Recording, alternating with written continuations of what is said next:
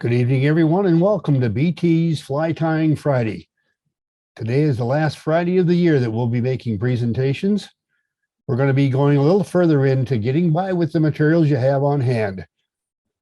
And a weekly tip after a disaster, what do you do?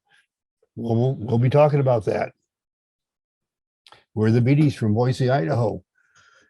And my lovely wife, Gretchen, gets to start off tonight, and she's going to talk to you about the inspiration behind her presentation.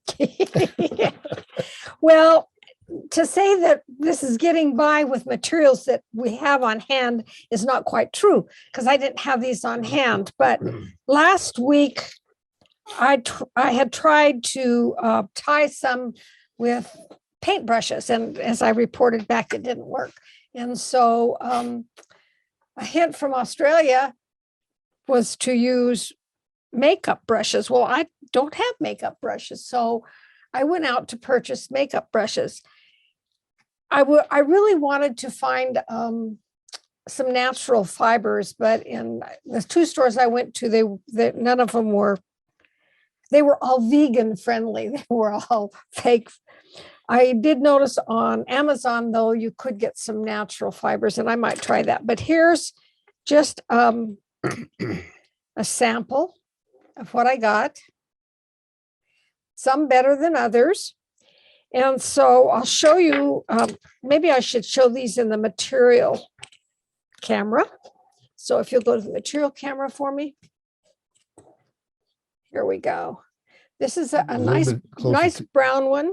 I've really enjoyed working with it. This white one is pretty good.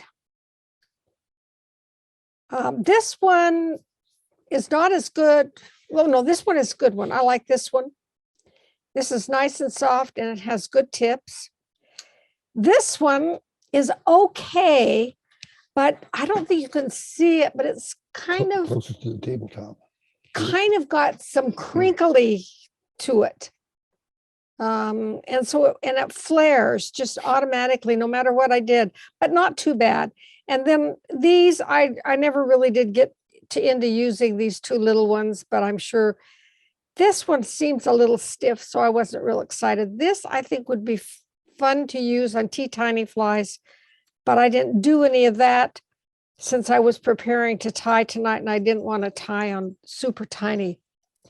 So we'll go back to the vise now, and I'll show you some of what I did. I tied this one, the wings and the tail. Let me get that down a little lower, with that one brush that I said was my favorite. And I kind of like the way it turned out. And then I just used a grizzly hackle. This one I did with all the brown, and then I dubbed the body. So the post and the tail. Gretchen, did you test the floatability of those by any chance? No, I did not. And you know, particularly that black one, I put ribbing on that, and I got to thinking about some of these I put ribbing on, and I got to thinking afterwards, that probably is not real smart if I want a dry fly to put that heavy ribbing on. So I probably wouldn't do that again. We could throw some of these in the water and see. Do we want to do that? This one I used just a black tail and the brown for the wing. So that was nothing amazing. And that's kind of, these others are just similar stuff. This one was the first one I did where I did the tail, and then the butt of the tail fibers are the post. And so then I decided that worked so good. Why don't I try it with the white? So that's what I did with the white. And I kind of think that turned out pretty cool. So I guess you're going to throw the fly in the water after I tie? That one you'll be able to see, Gretchen. Yeah, this one I like the best. Yeah. That's my, well, I don't know. I kind of like that black fly though. I thought that was kind of cool. I don't know that I'd be able to see it that well, but sometimes in the evening, strange as it might seem, as the water gets that funny glare on it, black is not a bad color to see. So let's tie, I'm going to tie this with the white is what I'm going to do for y'all. And it's really a quick fly. So you're going to put this in the water after I get done tying it? Is Mhm. that the idea? Yeah. Okay. One of the things, a couple things I've discovered is this stuff is really slippery. If you think squirrel slippery, try tying with some of this. I don't know how you found it in Australia, but it took me a little time to get used to it. So I'm going to start my base wrap here, about at the halfway point.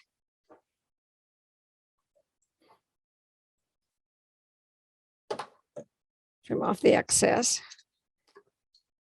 Now I'm going to go back and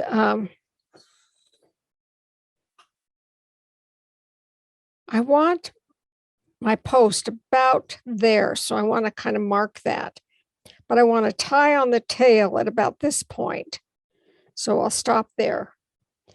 Another thing I discovered about this stuff is it is a little more difficult to cut than hair. It's tougher. So I just take a little bit. That gets in my way. I can't see. Take a little bit and pull it out and then just cut it right at the base. That has to be there. Gretchen, do you have serrated scissors? No. Okay, No, she's grabbed my scissors to make that cut. yeah. Wear them out quicker. Yeah, I'm gonna use his scissors. And Serrated scissors oftentimes easier. I found that it can get really unstacked easily. So when I cut it off, so I end up stacking it.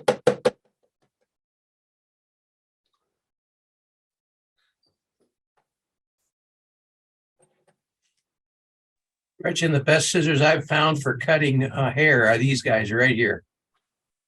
Those are Smiths, Huh. and they're We'll have you they're show. sharp. We'll have you show them later, John. Right now we're spotlighted on Gretch. Okay, let's now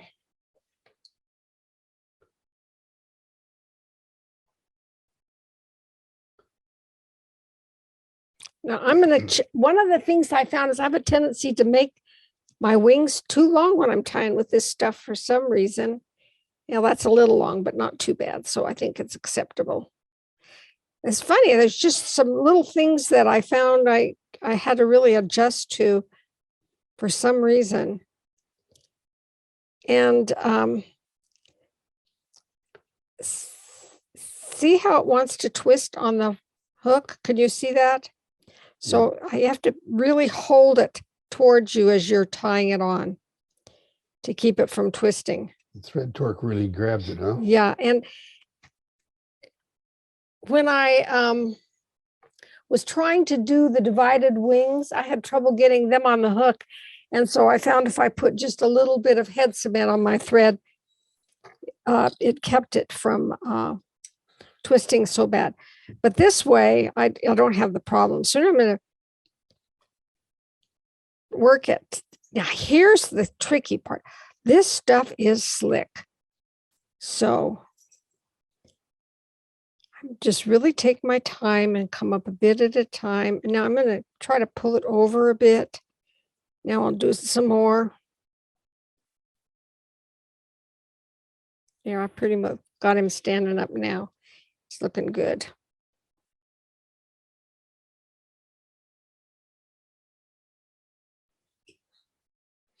Then I just measure a little bit with my scissors. Yeah. I can take about that much off.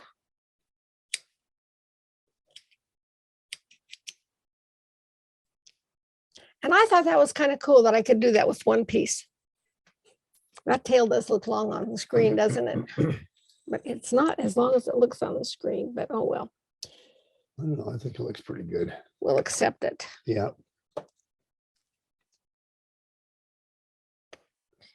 I'm just gonna put some wax on my thread. Just gonna use a little bit of our soft touch dubbing here in a rust color. I really kind of like this rust color, so I thought it'd just be fun to use it. While you're getting ready to do that, Mike Kelly commented that black flies at night always heard that the moon and stars light up the sky, and a dark fly shows better silhouette at night. In some cases it does. And John Kreff says dark flies are better when it starts to get dark.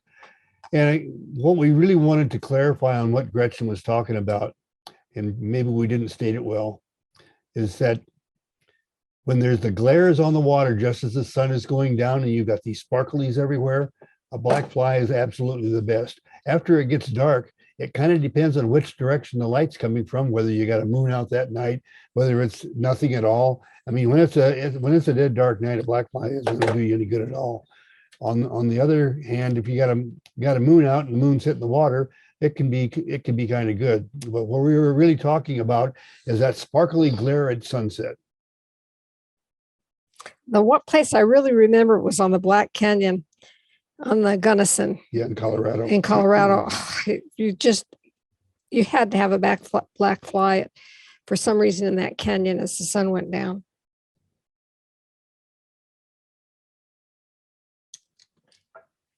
And just because I like it for no other reason, I'm going to use Grizzly Brown Mix. I found the brown alone was just a little dull, and the Grizzly alone was just a little too light. So, and this has no fishing reason. This is just me. Kind of the way I like the way it looks. And the other thing too is I find I like to wind. We were kind of talking about this last week, and Al wanted to know if I did 2 or 1, or what did I do when I put my flies on here. I wind them both at the same time on a parachute all the time. And I like to do 2 hackles. Even if I'm just doing 1 color, I will do 2 hackles, because I find I can get a better amount. I don't know. I just don't do as good a job when I just use 1. I don't seem to get 1 tight against itself, I guess is the best way to describe what my problem is. So I like to do 2 of them. The way I like to put the hackle on the post is I like to wind up to where I'm going to start wrapping the hackle.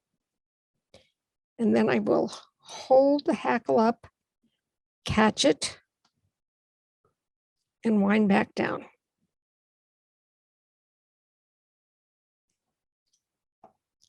And now I'm going to start wrapping.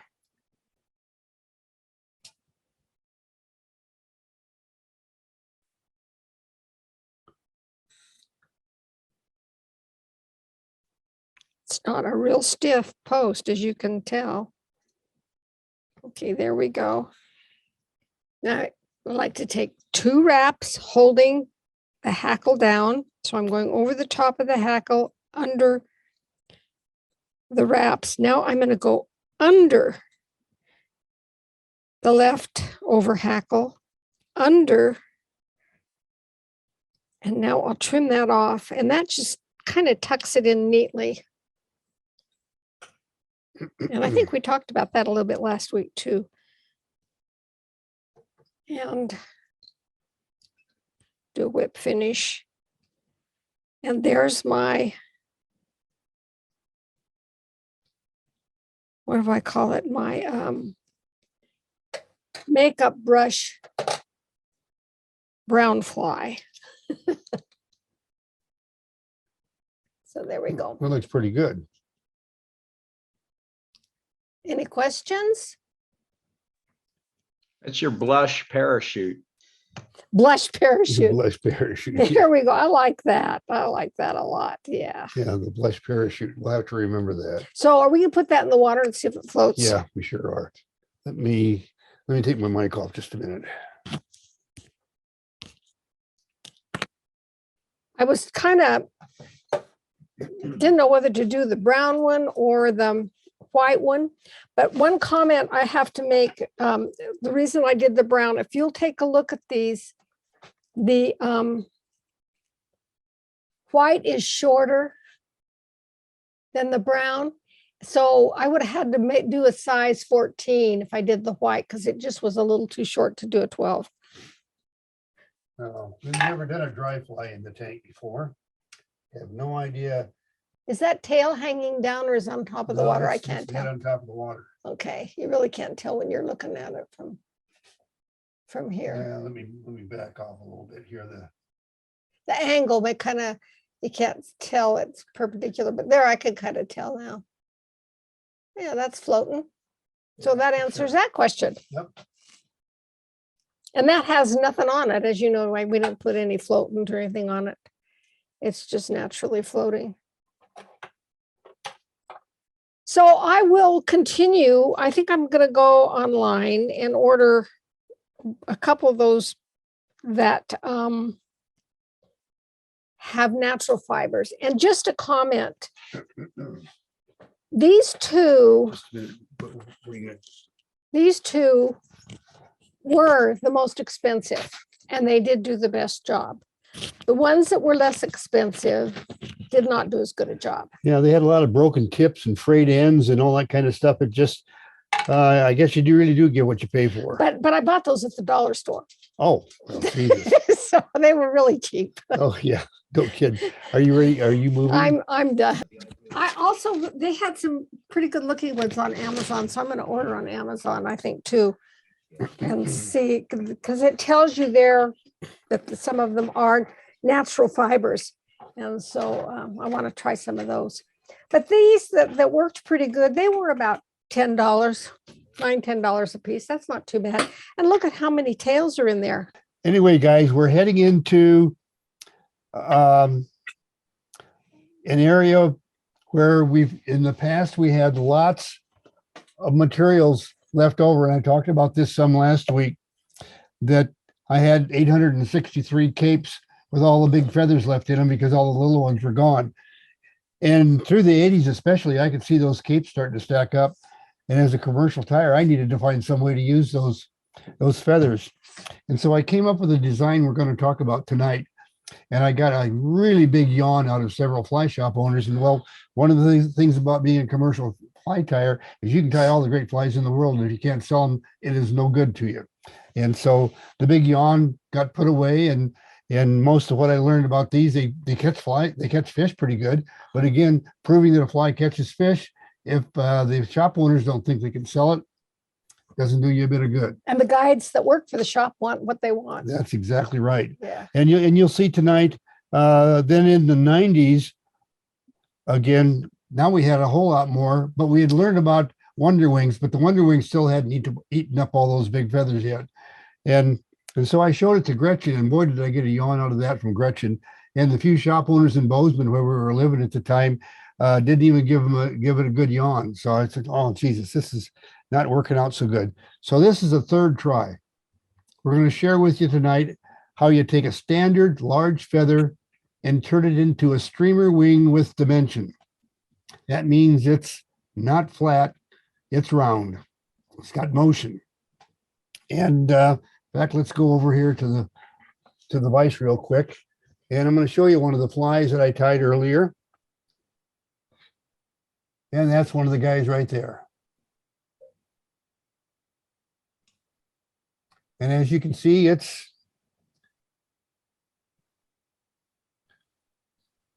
got dimension all the way around from the front.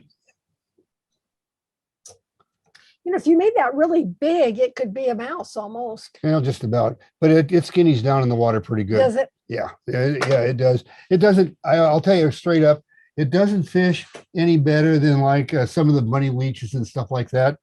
It's just another way of using materials. And I'll tell you where it really shines is pounding the banks in the fall for brown trout. Well, there's a whole lot of things that will get brown trout to be aggressive. As long as it's fairly big, it's got lots of motion, and you strip it, it's going to probably be pretty good. But we're going to tie this fly for you, and you can decide whether it's something you want to add to your bunch or not, your batch of flies. Now, one of the things about tying this fly is it takes a lot of space. I'm holding up my hands here, and they're probably a foot apart, and that's the amount of space that I need to do the job right in tying this wing. I don't have that space within the limitations of the camera system that I've got. I'm not going to tear it down and move it all around to get that kind of a space to work with. So what I'm going to do is I did some things to my vise. I started out by taking a big heavy paper clip from the office and paper clipped hackle pliers there so that I could do what I have to do to shape the wing without being completely off camera. Because the camera we're going to use is this one right here. Well, I'm going to move over just a little bit with the camera, and you can see that we're moving into line with the hackle pliers and the clip from the office. And I'll just move back now and get my get this back in. And that didn't bother me at all when I was tying. Okay, that's good. I didn't even notice I want it. to get the darn thing out of there real quick. But anyway, to tie this fly, what we do is we take any big feathers that you want. Let's just go over here. We've got some soft tackle and chickaboo. And if you haven't figured out by now, I've got kind of a love affair going with this soft tackle and chickaboo. Love this stuff. And I've just pulled 2 feathers out that are about the same size. Now back over here at the vise, I want you to notice that I've got these 2 feathers placed so that the natural curve is going in the same direction. There's 3 ways to tie this wing. And one of them is the natural curve of both going in the same direction. And the other way is face to face, like that.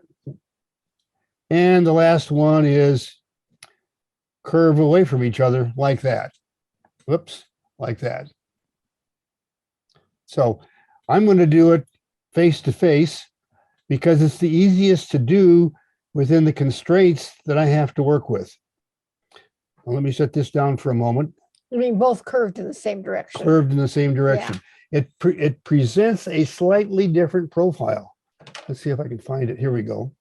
And here's the other. Okay, here's 2 wings that I've done. The first wing is the face-to-face profile. And I want you to see how that profile is. And here's one where they are opposing each other. It opens up just a little bit more. And that's because the feathers are facing in 2 different directions and the fibers kind of push against each other. Where on this one, if you fuzz them up, they have a tendency to all go back to sloping back, and they all fish about the same. Once they get wet, they work in the water about the same is what I found. And it's just a little easier to do this particular one. Anyway, set all that aside. And I'm going to set my hook down for now.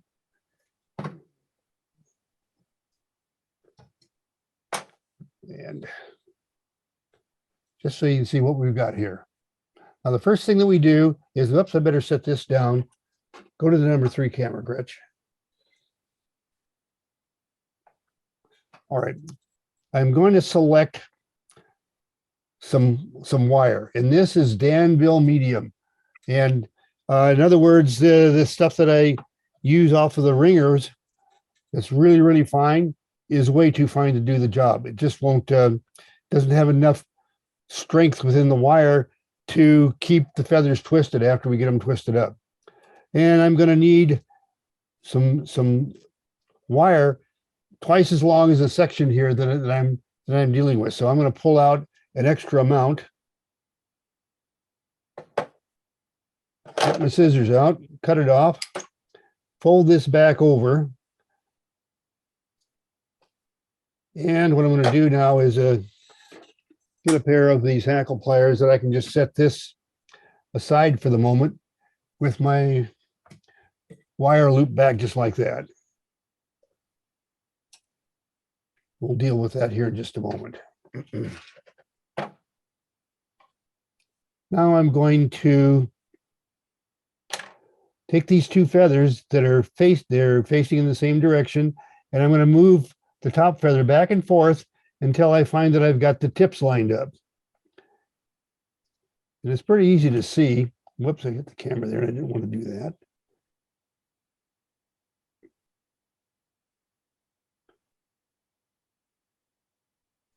There we go. The tips are all lined up.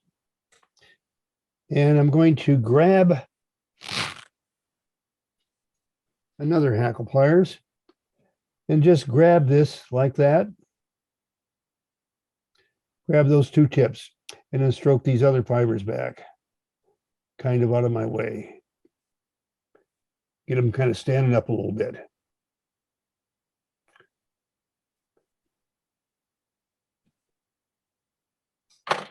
That kind of opens them all up a little bit.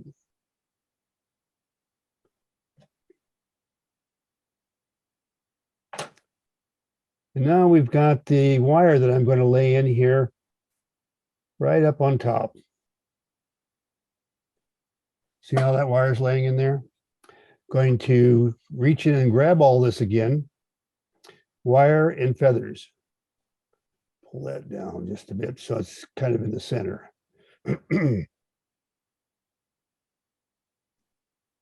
Now I'm going to take the bottom part of this wire and pull it over the top. That's kind of important. If you go the other way, it doesn't work out quite as good. And now I'm just going to pull that wire across and through so it's on the other side of the feathers. You got one wire on one side and you got another wire on the other side. And now I'm just going to momentarily pull these wires apart, pull the feathers together, pull the wire on the near side back with the feathers.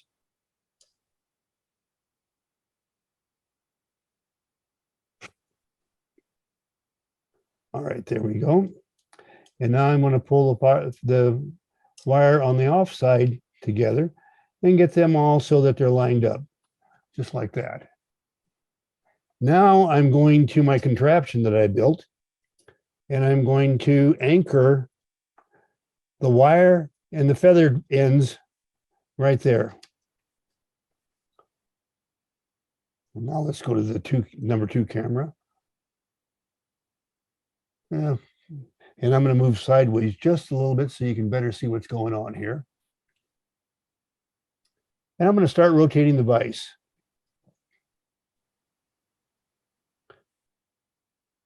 What's happening is these feathers are getting twisted around the wire. That's why we renamed the wing style wire wings. I mean, there's nothing creative about that at all, is there? But I want you to notice something. You know that the stems on the feathers down at the tip end are a lot finer than they are towards the butt end. And it's pretty hard to see, but maybe I can kind of pull back. The twists in the wire towards the tip end are getting pretty tight. Down here on the base end, where there's a lot more resistance to the fibers, are not so tight. And if I try to force the fibers, the wires back here to get tighter, I'll end up just breaking the ones out here on the tip. So I need to protect those out on the tip, and I'm going to have to move out of this and into the vise. Now I'll just let that hang for a minute as I bring my camera back. Now, normally you would have just been in the vise. It was just I to would have just been, accommodate the camera. I'm accommodating the camera right now. And what I'm going to do now is grab this feather in the center about where the tightest wraps are. And see, there's very few wraps back here, and I need to get those tightened up. And I'm going to do that right now. And keep moving my fingers back as I tighten up, getting back into the fuzzy area. Now, that wing is done. Let's pull that out. and we'll use that to tie a fly. I'll set that down and we'll go ahead and mount a hook in the vise.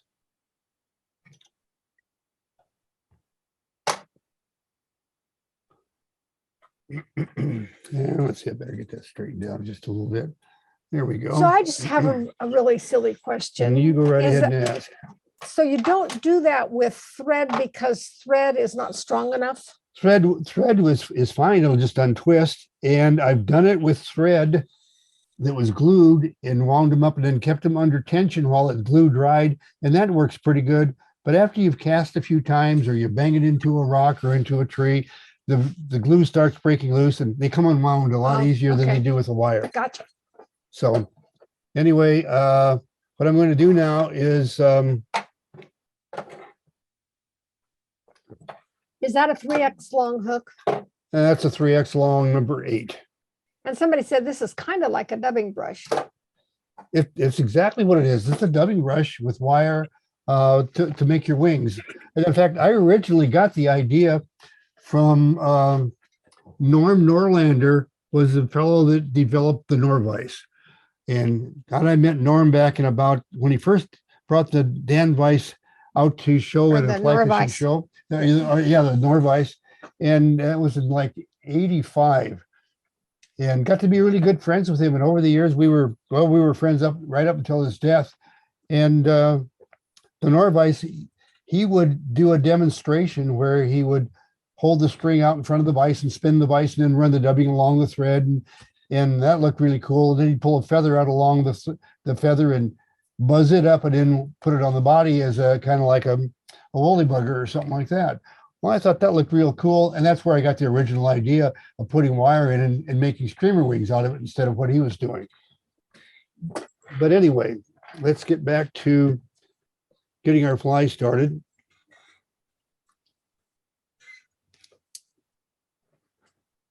And I'm going to start my thread right there. I'll just wrap back a little ways and stop.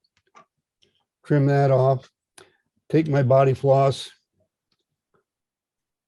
I should have filed my fingers a little bit more today than I did because You've been doing I've been electrical work. I've been doing electrical work and my hands are all chewed up. And anyway, I should have filed my hands better, and it's hanging on everything I touch right now.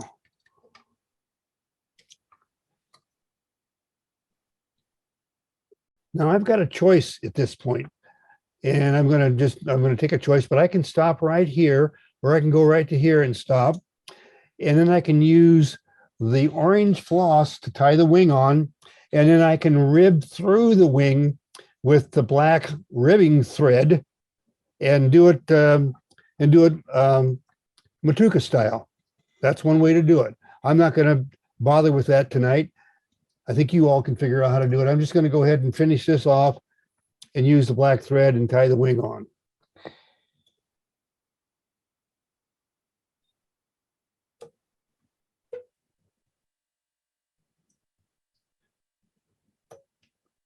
See, Alan, Carrie, I am getting a little bit better at catching that eye. Just so you see that I haven't totally given up on it yet.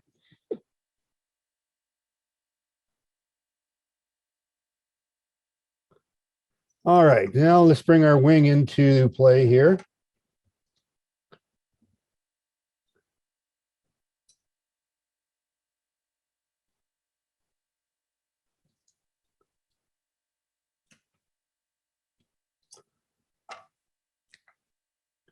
Trim off the waist.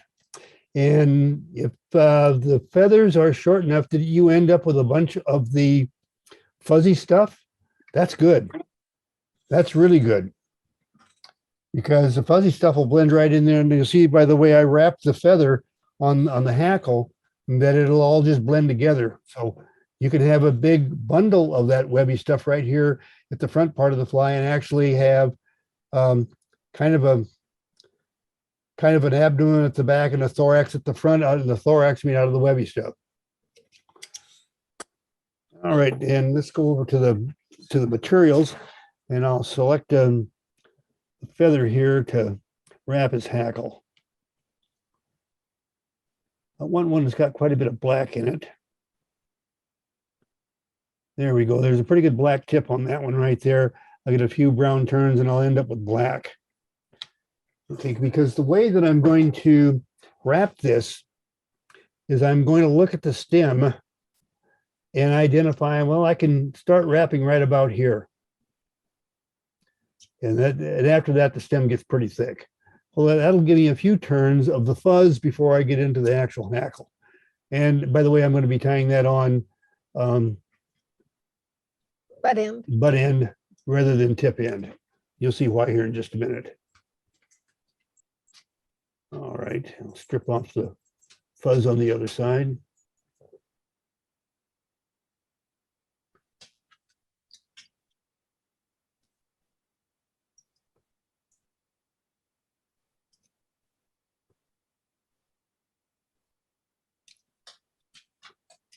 All right, and now I'm just going to start wrapping forward, but first what I want to do is get a hackle pliers on this feather.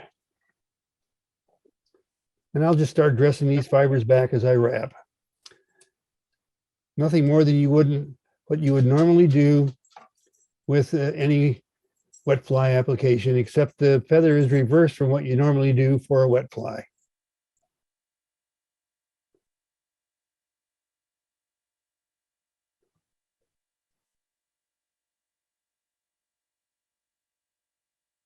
And as I get further forward, I'm going to be running into that black tip.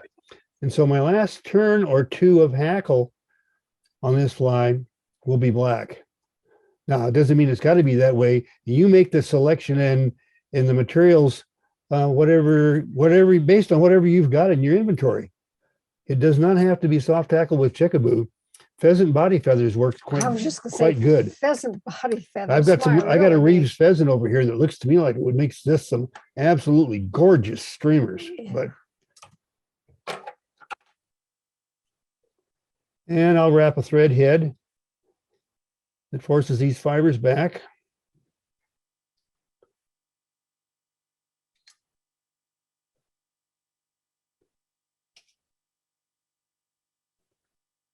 And we'll do a whip finish. Starting back on the head, working my way forward to the front.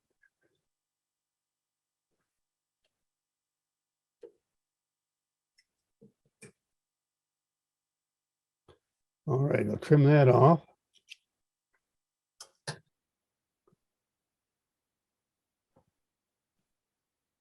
Yeah, there, that's looking good. And there you go. Yeah, we'll answer questions. No,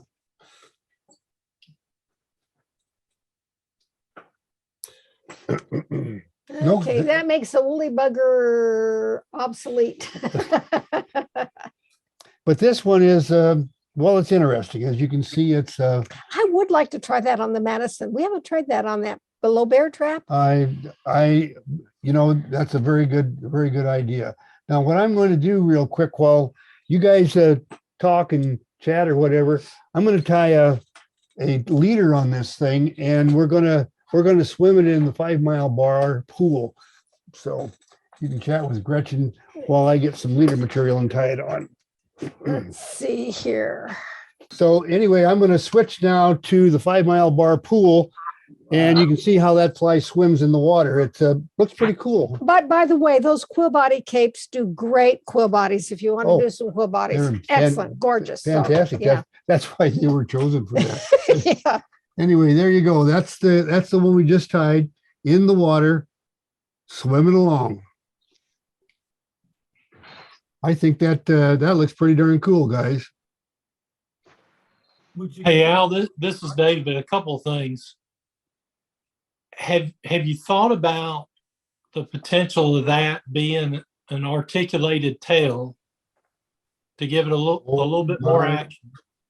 Oh my God. What an idea.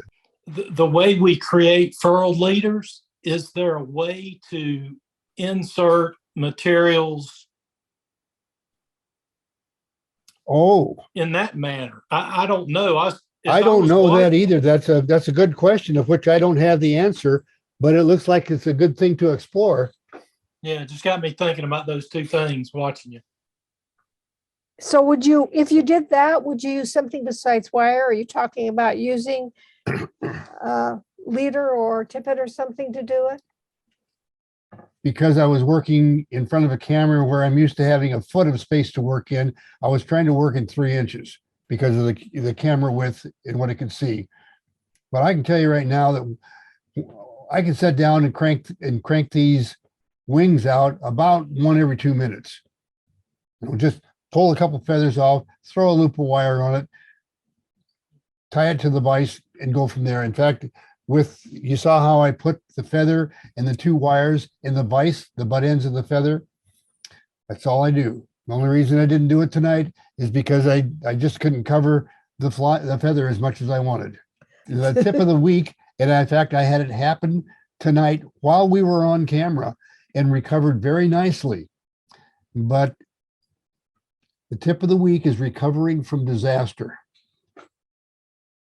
And how do we recover from disaster? Well, tonight, when I took the hook out of the vise and set it aside so I could work on the feathers, I dropped the darn thing down into the trash.